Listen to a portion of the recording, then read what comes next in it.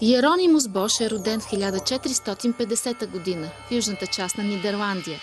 Определен е като първият предвестник на сюрреализма. Векове наред мислители и изкуствоведи напразно се опитват да дешифрират изкуството му.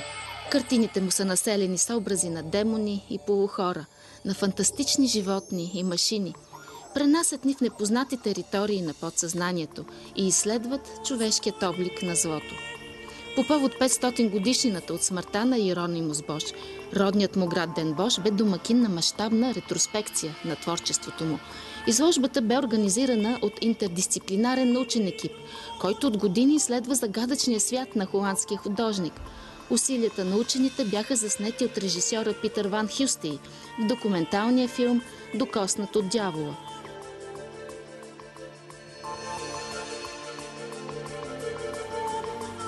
Музеят Прадо в Мадрид, собственик на най-голямата в света колекция с негови произведения, представи в юбилейна изложба почти цялото му творческо наследство. Само за първите 2 месеца експозицията била посетена от над 500 000 души.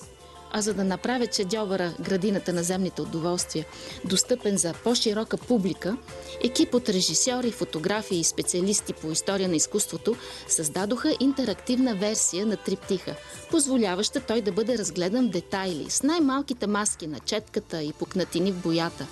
И още една инициатива, посветена на Бош. Посетителите на музея Моти в холандския град Бреда могат да видят гигантската видеоинсталация на съвременната версия на Градината на земните удоволствия. Фантастичната 3D анимация е населена с гротескни същества, които превъплъщават ниските страсти на западната цивилизация през 21 век.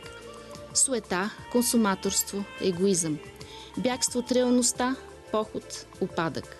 500 години след смъртта на великия холандски художник, човешката природа остава неизменна, а творбите му все така хипнотични и неразгадаеми.